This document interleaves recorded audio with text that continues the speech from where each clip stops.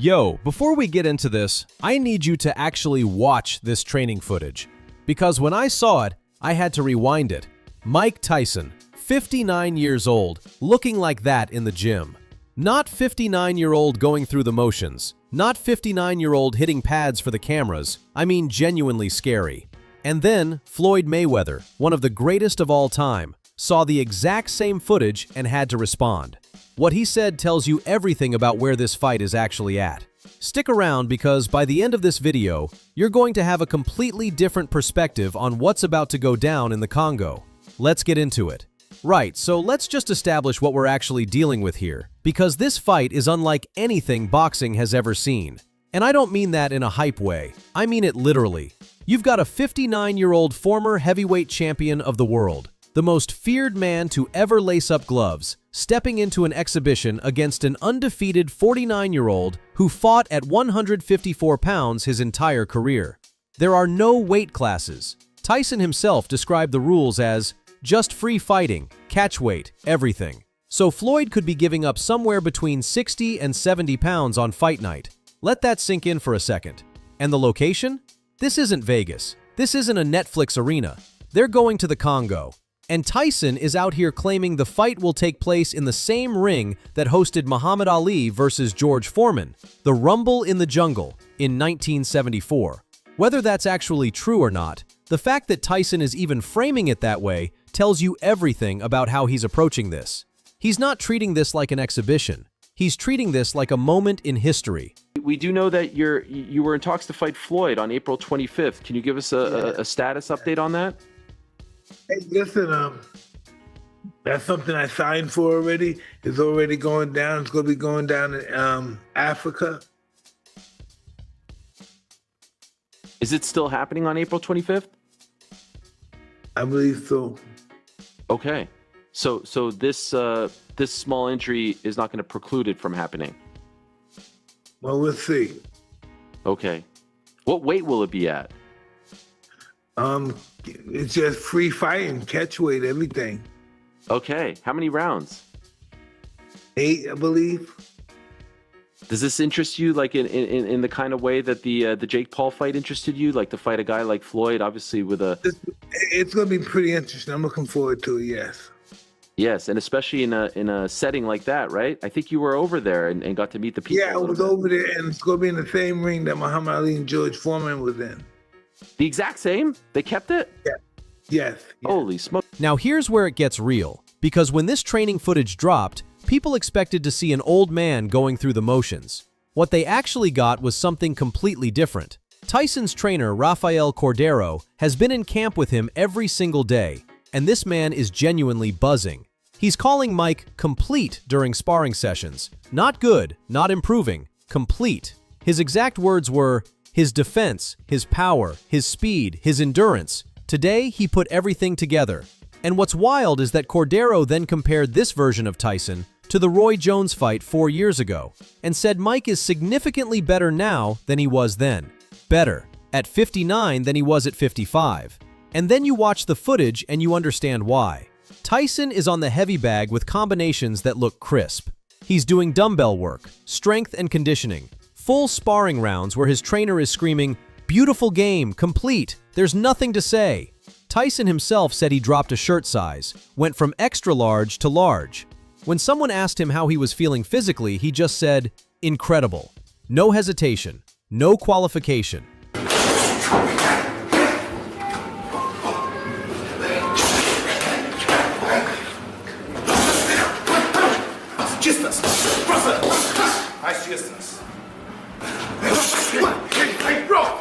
Nice one, Mike. Nice one, Mike. Nice one, Mike. Time. More, Mike. One shot. Good. To the side. You.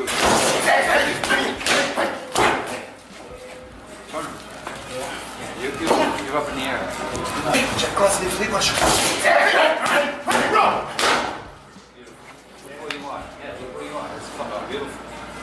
Beautiful right there. Nice one, Mike. Nice one, Mike. Big rope. Bang, bang, bang.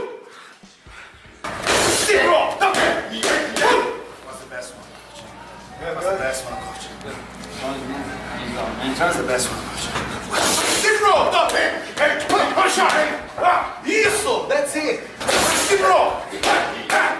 Put a shot. Oh, yeah. Now look, you've got to factor in that this is training camp. Everyone looks good in training camp. But there's a difference between looking good for the cameras and your trainer, a man who works with elite fighters for a living, calling you complete with genuine shock in his voice. That's not promotional fluff. That's a professional observation. So Floyd sees all of this. And here's the thing about Floyd Mayweather. This man has never in his life shown fear about anything. His reaction to the Tyson footage is completely on brand. He watched it, acknowledged it, and basically said, "So what?" Floyd's line was simple. "I've been doing this for 30 years, and there hasn't been a single fighter that can tarnish my legacy. You already know that if I'm going to do something, it's going to be big and it's going to be legendary." That's it. That's his whole response. Not tactical, not analytical, just pure Floyd ego in its natural habitat. And his trainer, Jeff Mayweather, backed that up, reminding everyone that Floyd has always been the bad guy, always been comfortable in the villain role, and that this fight, if anything, is the first situation in years where someone could genuinely threaten his perfect legacy. Not beat him necessarily, but make him look bad. Make the 50-0 look tarnished. And Jeff's point was that Floyd knows this, and that's actually what makes it interesting.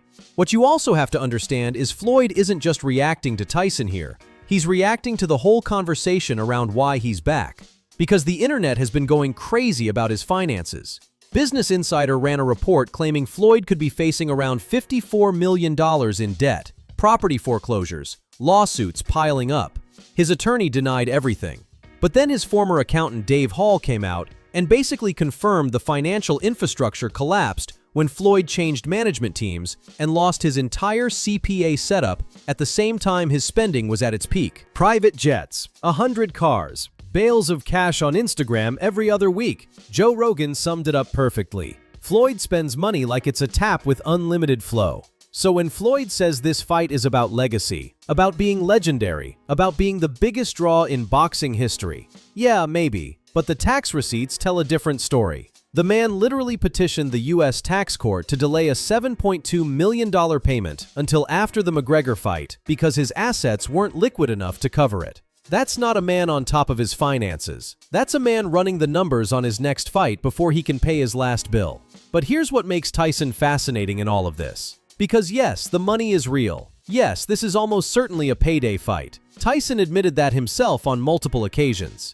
But there's another layer to what Tyson is saying that people are sleeping on. He went on record saying he wants to prove he's the biggest draw in boxing history. His words, "I want to see if anyone is bigger than me." At 59, coming off a loss to Jake Paul, hand in a cast from training, about to go into a catchweight exhibition with no rules in the Congo, and this man is still talking about being the biggest draw in the history of the sport. And then he turned around and went in on today's fighters. Hard. He said they fight once or twice a year. Nobody knows who they are. They have no story. He said, and this is a great quote, "This is what fighters should be thinking right now about me. How can this guy be 60 years old and break all the records? They should be disappointed with themselves." That's not a man who's just here for a check. That's a man who genuinely believes he's still relevant, maybe even still dangerous. And people like Evander Holyfield, the only man alive who actually stopped Mike Tyson in a professional fight, he's picking Tyson to win this. His reason was straight to the point. He said Tyson is the bigger puncher, and he ain't gonna let nobody get the best of him. That mentality point from Holyfield is huge because it comes from personal experience. He felt what Tyson brings to a ring. He knows what that energy looks like up close. Even Tyson Fury, who himself is coming back at 37 against a live heavyweight in April, defended the whole thing. He said names like Tyson and Mayweather bring eyeballs to boxing, and that even at their age they inspire the next generation to get in the gym. Fury's perspective was refreshing, honestly. While everyone else is hand-wringing about legacies and health risks, Fury just said it's all good for the sport. So here's where we're at. Tyson is in camp looking sharper than he has in years. Floyd has seen the footage and responded the only way Floyd knows how, with complete and total confidence. The fight is heading to the Congo, in what Tyson claims is the same ring Ali and Foreman shared in 1974. No weight limit, no proper rules, a 60-pound size difference, and two of the most iconic names in combat sports history about to share a ring one more time. Is it about money? Almost certainly. Is it about legacy? Also yes. Is it going to be one of the most watched things on the planet when it happens? Without a doubt. Drop in the comments, who are you picking? Tyson lands the big shot, or Floyd boxes his way to another night without a loss? Let me know. And if you're new here, subscribe because we're covering every update on this fight as it drops.